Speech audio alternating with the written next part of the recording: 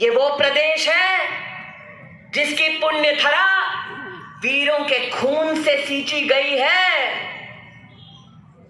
यहां पर पुलिस कर्मी का केस आता है जो दलित बच्ची का अपहरण करके उसका बलात्कार करता है। अगर वर्दी पहनकर कांग्रेस की सरकार में पुलिस कर्मी बेटी का बलात्कार करने लगे, क्या ऐसी भूमि पर बहु बेटियां सलामत रह सकती हैं? मैं ये बात किसी की तालियां सुनने के लिए नहीं कह रही हूं। जिन हाथों को उठाया तालियां बजाने के लिए, आज वो हाथ दिल पर रखकर पूछो। ये चुनाव मात्र विजय वैसला का चुनाव नहीं है, ये चुनाव हर उस परिवार का चुनाव है जो अपने घर की बहु बेटियों का सम्मान चाहता है। मोहल्ले पर अगर कोई पराई नजर किसी के घर की बेटी पर डाले तो उसकी आंख निकालने की हिम्मत रखता है। आज मैं उन नागरिकों से बात करती हूं। बेटी को निर्वस्त्र किया जाता है, बलात्कार किया जाता है, टुकड़े टुकड़े करके भट्टी में फेंक दिया जाता है। और मैं तो स्तब्ध हूं कि जब विधानसभा में इस विषय पर चर्चा होती है तो मैंने सुना है कांग्रेस का एक नेता कहता है ये मर्दों का प्रदेश है। अरे मैं आज गहलोत साहब से पूछना चाहती हूं, वो कौन नामर्द है तुम्हारी पार्टी में जो किसी बेटी के बलात्कार पर आक्रोशित नहीं होता, किसी महिला को जिंदा जलते देख जिसका खून नहीं खौलता? वो कौन है तुम्हारी पार्टी में? इसलिए आज आपसे कहने आई हूं, आज अगर यहां की जनता जनार्दन से पूछूं कि इस चुनाव में कांग्रेस पार्टी रिझाना चाहती है, बहलाना चाहती है, फुसलाना चाहती है, आप जंक्शन की बात करते हैं साहब। मैंने सुना सुखबीर जी से कि अजमेर से लेकर टाउन तक की रेलवे लाइन की घोषणा करे बीजेपी और नाटक करे कांग्रेस पार्टी।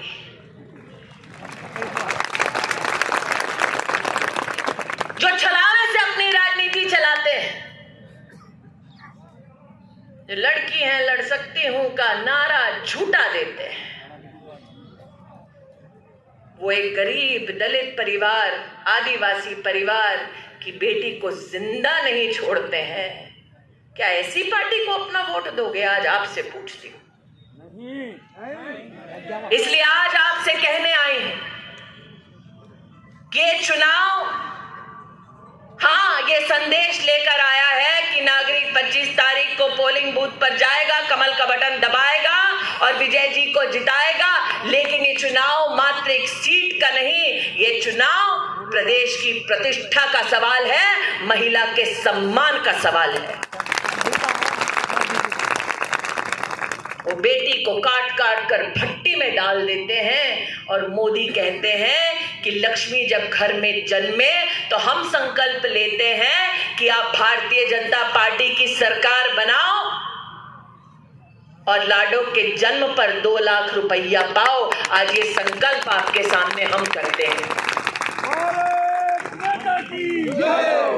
कांग्रेस के राज में शिक्षिका को सरेआम जिंदा जलाया जाता है। नरेंद्र मोदी का संकल्प है कि जीवन दायिनी मां के संरक्षण में प्रधानमंत्री मातृ वंदना योजना के अंतर्गत अब तक 5,000 रुपया मिलता था, हम 8,000 रुपया देंगे जब 25 तारीख को आप पोलिंग बूथ पर आएंगे, कमल का बटन दबाएंगे, विजय जी को जिताएंगे और प्रदेश में भारतीय जनता पार्टी की सरकार बनाएंगे।